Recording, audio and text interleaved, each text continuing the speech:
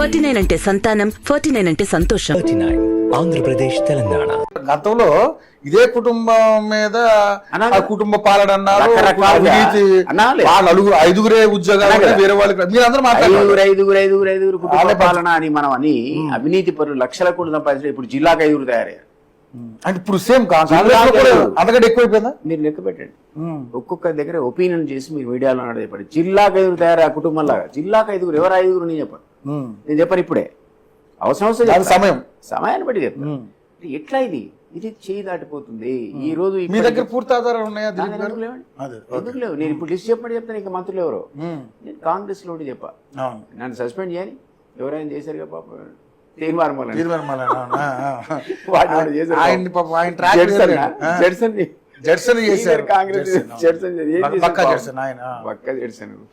ఆయన మాత్రం ముల్లెక్క తయారైంది అందరికి కింద అద్భుతమైన ఇన్ఫర్మేషన్ తీసుకొచ్చాడు. ఎవరిని తిట్టాడో నాకు తెలియదు. చాలా అద్భుతమైనటువంటి ఇన్ఫర్మేషన్ జడ్సన్ చేశారు. పోనీ దిలీప్ కుమార్ కూడా సస్పెండ్ చేయమని నాకేం లేదు. సస్పెండ్ చేస్తే నేను చెప్తాను నీకు పేరు. జిల్లాకు ఐదుగురు ఎవరు, ఇప్పుడు క్యాబినెట్ లో ఉన్న ఐదుగురు ఎవరు, అప్పుడు చెప్తా. ఇప్పుడు చెప్పా. ఇంకా నాకు కాసు కూసు ఒక వీక్ లింక్ అక్కడ ఉంది. నేనేమంటున్నా అంటే ఇది కాదు మీకు కోరుకున్న తెలంగాణ. అసలు మిమ్మల్ని మీరు ఎందుకు కలవాలనుకుంటున్నారు ఏంటనేది ఇవి అవకాశం ఇవ్వాలి. నేను అని చెప్తా అనుకున్నా. ఒక బీసీ ఉద్యమం లేస్తుంది, రెడ్లకు ఇచ్చుకుంటే సరిపోదు. కొంతమంది ఒక ఎస్సీకి, ఒక ఎస్టీకి, ఒక ఇద్దరు బీసీలకి రెడ్డి గారికి తప్పులేదు అని ఉద్యమం. మల్లన్న అనేవాడు నువ్వే చివరి ముఖ్యమంత్రిని ప్రకటించి అక్కడ ఎత్తుకొని తిరుగుతున్నాడు జెండా, అక్కడ బీసీ జెండా. ఇవాళ ఢిల్లీలో నువ్వు బీసీకి 42% కులగణన చేసిన క్రెడిట్ మాదే అని చెప్పి నువ్వు అక్కడ జంతర్ మందిర ధర్నా చేస్తున్నావు కాంగ్రెస్ తరఫున. ఆ క్రెడిట్ నువ్వు మూట కట్టుకుందాం అనుకుంటున్నావు. ఎప్పుడు వస్తుంది నీకు? నీ చిత్తశుద్ధి కనపడాలి, కార్యాచరణలో కనపడాలి. కాబట్టి నేను చెప్దాం అనుకున్నా, ఈరోజు చేసిన పని చాలా మంచి పని. 42% ఇది నా పార్టీ పరంగా ఆ బిల్లు పాస్ అయినా కాకుండా ఇస్తున్నాను ధైర్యంగా సీఎం ఇచ్చిన స్టేట్మెంట్ ఎక్సలెంట్ స్టేట్మెంట్. ఎస్, నీకు ఆ క్రెడిట్ రావాలి. కానీ నీ వెనక ఉన్న వాళ్ళే నీ గోతులు తవ్వుతున్నారు. నీ వెనకున్న వాళ్ళు నువ్వు చేస్తున్న నీ కష్టాన్ని వాళ్ళు పరిశీలించట్లే. వాళ్ళు నీ అధికారాన్ని అడ్డం పెట్టుకొని వాళ్ళు జిల్లాకు ఐదుగురు తయారై లూటీ చేస్తున్నారు బాబు అని చెప్దాం అనుకున్నాను. నాకు అవకాశం ఇస్తే కదా. నేను 4 months నుంచి అడుగుతా. మీరు ఇప్పుడు వచ్చే ఇన్సిడెంట్ దగ్గరికి బ్యాక్గ్రౌండ్ ఇది. నేను ఇవన్నీ చెప్దాం అనుకొని మాకు మిత్రుడే కదా నా దగ్గరికి నేను చెప్పాను లేదు, చెప్పి ఈ సీక్వెన్స్లో చెప్పాను లేదు. ఆయన జైలు నుంచి రాగానే నేను ఎమ్మెల్సీ ఫోన్ చేశాడు, అన్న అర్జెంట్ జరగలవాలన్నాడు మన ముఖ్యమంత్రి గారు. రండి అన్నాడు. రండి అంటే మా ఇంటికి వచ్చాడు. మీరు బిజీ, నాకు ఇక్కడ బేగంపేటలో ఆఫీస్ ఉంది. మార్నింగ్ 10కి వస్తే 1 o'clock వరకు టీలు కాఫీలు అన్ని ఇచ్చి పాపం ఆయన అడిగిన ఇన్ఫర్మేషన్ అంతా ఇచ్చా. ఎందుకు మీకు శత్రుత్వం కేసీఆర్? ఎందుకంటే ఆయనకు శత్రుత్వం. ఆయన తీసుకెళ్లి జైల్లో పారేశాడు. ఆయనకు బగబగ మండుతున్నాడు. వస్తే నేను మొత్తం ఇక బాబు ఇక నాకైతే ఈ కారణాల వల్ల ఆయన నచ్చలేదు, రాసుకున్నాడు, పోయాడు. ఆయనకు సరిపోలేదు డాటా. మళ్ళీ ఫోన్ చేశాడు, అన్న నేను మళ్ళీ వస్తాను దగ్గర రాను. మళ్ళీ వచ్చాడు మన రేవంత్ రెడ్డి గారు. మళ్ళీ 3 గంటలు ఇచ్చా ఇన్ఫర్మేషన్. ఆయన అడిగిన ఇన్ఫర్మేషన్ అంతా చెప్పే ఒకటి కాదు, ఒకటి ఇది ఇట్లా అట్లా ఆధారాలతో సహా నువ్వు అన్నావు ఆధారాలు చెప్పు అవన్నీ ఇచ్చా. 2 సార్లు పోయాడు. తర్వాత వాడుకున్నాడు మీడియాలో, ప్రచారంలో కూడా బాగా వాడుకున్నాడు, దంచాడు. మనకు నేను చెప్పిన దానికంటే గట్టిగా తిట్టాడు కేసీఆర్ని. మంచిదే, సంతోషం. మాకు కూడా అదే కావాలి, నువ్వు కూడా అదే చెప్పావు, మంచిది. ఇది నీకు అవసరం, ఉపయోగపడ్డది. నెక్స్ట్ నువ్వు ఎంపీగా కాంటాక్ట్ చేస్తున్నావు. నేను అప్పుడు కూటమి ద్వారా టీజేఎస్ పార్టీలో ప్రొఫెసర్ కోదండరాం పార్టీలో ఉన్నా. ఆ కూటమి ద్వారా నేను అక్కడ కాంగ్రెస్ కూటమి అభ్యర్థిని కాబట్టి మల్కాజిగిరి నుంచి నాకు ఫోన్ చేసి ప్రెస్ మీట్ పెట్టండి, మీ ఇద్దరం వస్తున్నాం అని చెప్పారు. నరేంద్ర రెడ్డి గారు, రేవంత్ రెడ్డి గారు. పెడితే నేను రండి అన్న, మరి నేను నిలబడ్డా కదా అక్కడ కూటమి, నువ్వు ఇప్పుడు కాంగ్రెస్ అభ్యర్థి కదా, నా బాధ్యత కదా. నేను ప్రెస్ మీట్ పెట్టి మా కార్యకర్తలందుకు అప్పీల్ చేసి ఇక మా రేవంత్ నీకు విజువల్స్ ఇస్తాను. ఆ పక్కే రేవంత్ గారు 80% గెలవాలి, ఓడిపోయాడు అక్కడ. ఈయన ఓడగొట్టారు. టీఆర్ఎస్ బస్సులలో వాళ్ళు ఎవరు ఓటర్లను తరలించి వేరే ప్రాంతం నుంచి కర్ణాటక కూడా తెప్పించి ఇంకొకటి తెప్పించి ఆయన ఓట్లు ఆయనకు వ్యతిరేకంగా వేయించి ఆ రోజు కేసీఆర్ మన రేవంత్ రెడ్డి ఓడగొట్టారు కొడంగల్లో. అట్లా వచ్చిన రేవంత్ ఇక్కడ ఎంపీగా పాపం టికెట్ తెచ్చుకున్నారు, వెరీ హ్యాపీ. ఆ తర్వాత మేమన్నాం లేదు రేవంత్ రెడ్డికి మీరు ఓటేయాలి, అన్యాయం ఇది, టీఆర్ఎస్ కష్టపడి ఆయన ఓడగొట్టిందని మా కార్యకర్తలని పురమాయించి అట్లీస్ట్ మల్కాజిగిరి నేను కాంటాక్ట్ చేస్తాను కదా. నాకు 37,000 ఓట్లు వచ్చాయి. ఎవడో అందులో 7,000 మాట వింటారు కదా. సో వాళ్ళందరూ నేను లేదు రేవంత్ రెడ్డి గెలిపాను, నేను కష్టపడ్డాను. ఆయన గెలిచాడు ఎంపీగా. 3rd టైం ఎంపీగా గెలవడంలో కూడా మీ పాత్ర ఉంది కదా. నువ్వు చెప్పు నాకు, నేను అక్కడ ఉండి నా కార్యకర్తకు నేనే డబ్బులు ఖర్చు పెట్టాను. ఇచ్చాడు అడుగు ఒకసారి. వేమనాథ్ రెడ్డి గారిని నువ్వు రేవంత్ రెడ్డి గారిని నేను దిలీప్ కుమార్ కార్యకర్తలు డబ్బులు ఇచ్చారన్నాడే ఉంటాయి కదా ఖర్చులు. ఊరికే ఎంత తిరుగుతారు పిల్లలు మంచినీళ్ళు కావాలి, వాడికి మా భోజనం కావాలి, తిరగాలి, ఏదో మా వెంబడి ఆడ తిరిగి వెని గెలిపించాం. ఈ థర్డ్ డేస్ ఇది అయిపోయింది కదా. నేనేమంటున్నా, ఇన్ని అయినాక తెలంగాణ సంస్కృతి ఏందండి, ఒక్కసారి వాడింటికైనా మనం పోయి భోజనం తింటే వాడి జీవితకాలం మర్చిపోతాం. అలాంటి దిలీప్ కుమార్ నీ కోసం 4 నెలల నుంచి అపాయింట్మెంట్ అడిగితే నువ్వు ఇస్తావా? నువ్వు చెప్పు రవి, నువ్వు నా ఇంటికి వచ్చి అన్నం తినిపోతే నేను నీకు ఫోన్ చేసి రవి నేను గెలవాలంటే నువ్వు అపాయింట్మెంట్ ఇస్తావా? 4 months అంటే 4 నెలలు నా అపాయింట్మెంట్ ఇవ్వ. ఇది దారుణమా? ఖర్చు చాలా దారుణం. ఇది అంశం. పోనీ నా పదవి కోసం కాదు, నీకు ఇంతకుముందు నేను చెప్పిన కథలన్నీ నీకు చెప్దాం డైరెక్టర్. మీడియాకు చెప్పే ముందు నా బాధ్యతగా, అరే మిత్రుడు పార్టీలో ఉన్నారు కాబట్టి పార్టీలో నాయకులు డైరెక్ట్ పబ్లిక్ చెప్తే బాగుండదు. తెలంగాణ ఉద్యమం దారి తప్పుతుంది. ఉద్యమ సోయి ఉండాలి.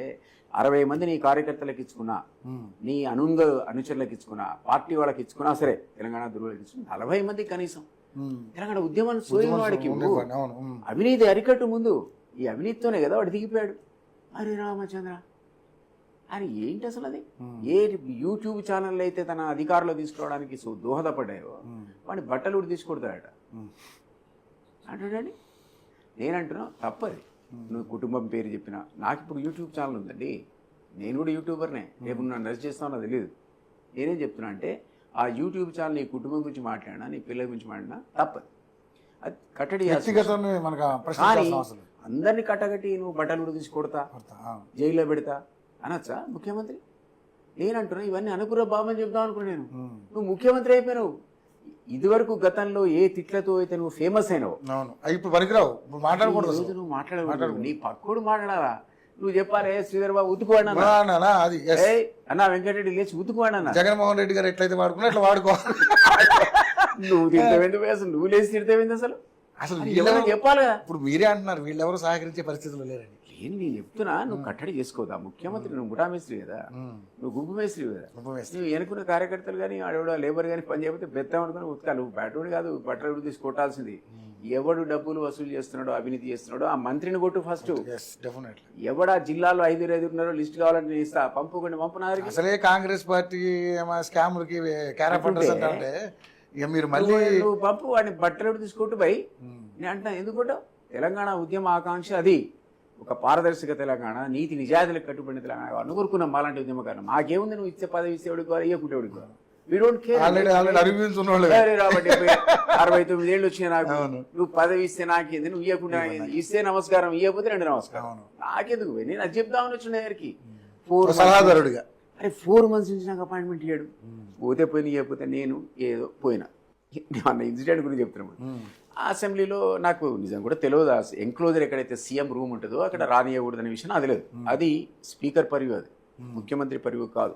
ముఖ్యమంత్రి సెక్యూరిటీ సిబ్బంది నేను ఆపడానికి వీల్లేదు. స్పీకర్ చెప్పాలి ఆ రూమ్ వరకు ఎవరిని పోనివ్వకండి, ఒక సీఎం వరకు మీరు పెట్టండి. స్పీకర్ ఆర్డర్ నాకు చూపెట్టాలి ఎవరన్నా. నేను మీ ద్వారా డిమాండ్ చేస్తున్నాను, నాకు స్పీకర్ ఆర్డర్ చూపించాలి. ఈ ప్రిమిసెస్లో మాజీ ఎమ్మెల్సీ రావడం స్పీకర్ చెప్పాడా? సీఎం చెప్తున్నాడు అదండి. అక్కడ ఆ టెరిటరీ అసెంబ్లీ స్పీకర్ టెరిటరీ, అది వీడోడు గొట్టంగా రావుతున్నాడు.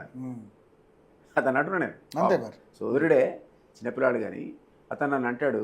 నేనేమన్నా అంటే, బాబు సీఎం వచ్చాడు, సీఎం వచ్చాక చేయగలిపాడు. నేను బయట ఆ రూమ్ నుంచి బయటకు వచ్చి అక్కడ ఒక టెలిఫోన్ ఆపరేటర్ రూమ్ ఉంటుంది, ఆ ఆపరేటర్ దగ్గర కూర్చోన్నారు. సీఎం వస్తున్నాడని సెక్యూరిటీ వాళ్ళని బయట నేను చెప్పా, అరే బాబు వస్తున్నా చెప్పండి, నమస్కారం పెడతా. రాగానే అన్న దిలీప్ అన్న అని పాప ఆగాడు. అవి చేయగలిపాడు అన్న, బాగున్నారా అన్నాడు. నమస్తే అన్న, వెళ్ళిపోయాడు రూమ్లో. పోయినాక నేను మళ్ళీ ఈ టెలిఫోన్ ఆపరేటర్ రూమ్లోకి వచ్చి కూర్చున్నా. ఈ పిల్లాడు జయపాల్ రెడ్డి వచ్చి, నేనన్నా బాబు 3 months నుంచి అపాయింట్మెంట్ పెడుతున్నావు, నెల కలుపుకో, 4 నెలలు అయింది అపాయింట్మెంట్, ఒక 2 నిమిషాలు సీఎం కలుపురా బాబు, ఏదో నా బాధ నేను చెప్పుకుంటా. సరే నువ్వు నాకు బయట అపాయింట్మెంట్ ఇప్పేయట్లేదు, కిందనో మీదనో పడి నేను కూడా సెక్యూరిటీ వాడు ఈ రూమ్లోకి వస్తుంటే వాడు పక్కకు తిరిగాడు, నాకు సెల్యూట్ కొట్టాడు. ఎందుకంటే నేను PS to హోమ్ మినిస్టర్గా పనిచేశాను. ఎవడో పోలీస్ ఆఫీసర్ గుర్తించాడు, నమస్తే అన్నగా జరిగారు. నాదిలో పర్మిషన్ లేకుండా వాడు పక్క తిరిగాడు బాబు. నా మీద ఉన్నటువంటి గౌరవం జరిగితే నేను లోపలికి వచ్చాను. ఇక్కడికి వచ్చినాక నా కలుపు కనీసం ఇప్పుడన్నా కలుపున్నాను. 2 నిమిషాలు అయితే ఇప్పుడు నువ్వు ఉన్నావు కదా, నీకు అవకాశం చెప్పి దిలీప్ సార్ వచ్చాడని ఆయన నన్ను చూశాడు కదా, పోయి చెప్పి నన్ను ఒక అంటే, అరే ఆ చీఫ్ సెక్యూరిటీ ఆఫీసర్ పిలవండి అన్నాడు. పిలిచినాక ఎట్లొచ్చాడు ఈయన అన్నాడు. వాడు గడగడలాడిపోయాడు. సార్ నాకు తెలియదు సార్, ఇట్లా వచ్చాడో తెలియదు సార్ అంటే నేను అసలు నాకు ఫస్ట్ ఒక విషయం చెప్పు, ఇక్కడ ఎమ్మెల్సీలు ఎక్స్ఎమ్మెల్సీలు రావచ్చా అంటే రాకూడదు సార్ అన్నాడు. నాకు తెలియదు ఆ సంగతి. ఎవరో సెక్యూరిటీలోంచి వస్తుంటే వాడు ఆ సెక్యూరిటీని పిలువు, వాడిని సస్పెండ్ చేద్దాం అన్నాడు. అనొచ్చా? ఈ సెక్యూరిటీ వాడు గడగడలాడిపోతున్నాడు. అన్న నువ్వేం కంగారు పడకు, మీ వాడు నన్ను ఎమ్మెల్యే అనుకుని ఉంటారు. ఒక ఎమ్మెల్యేలకైతే ఉందిగా ప్రవేశం. నేను పూర్తి వైట్ బట్టల్లో కాంగ్రెస్ పార్టీ అటైర్లో వచ్చా కాబట్టి గుర్తుపడతారు. మాజీ పిఎస్ హోమ్ కాబట్టి నమస్కారాలు పెట్టి జరిగారు. సార్ ఎమ్మెల్సీయో ఎమ్మెల్యే వాడికి కూడా తెలియదు. ఆ కారణంతో వచ్చి ఉండొచ్చు, నువ్వేం కంగారు పడకంటే నేను వీడన్నాడు, నేను నీకు షోకాజ్ నోటీస్ ఇస్తాను అన్నాడు. ఎవరికి? ఈ చీఫ్ సెక్యూరిటీ ఆఫీసర్ ఎవరైతే బాధ్యత ఉందో ఆ సెక్యూరిటీ అతనికి షోకాజ్ నోటీస్ ఇస్తాడు వాడు. నేనన్నా నువ్వు షోకాజ్ నోటీస్ ఇప్పుడు ఇవ్వు, నేను బయట పోయి మీడియా సెంటర్లో ప్రెస్ మీట్ పెట్టి కాంగ్రెస్కి రాజీనామా చేస్తున్నా అని చెప్తా. ఇది కాస్త జంకాడు. జంకి అట్ట కదా, మాకు తెలవాలి కదా, సెక్యూరిటీ విషయం చూసుకోవాలి కదా అంటాడు.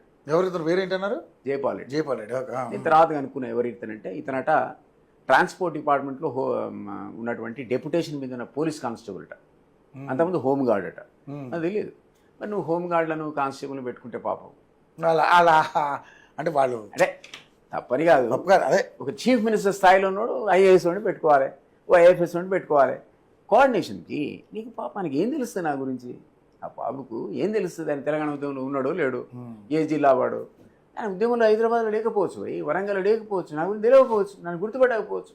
సహజంగా ఎమ్మెల్సీ అని తెలిసినా నేను చెప్తున్నా కూడా అటు ఇట్లా ఎమ్మెల్సీ వస్తున్నా అనుకోవచ్చు. నువ్వు కనీసం నన్ను చూసి లోపలికి పోయినవాడివి, అరే దిలీప్ అన్న కనబడ్డాడు నాకు.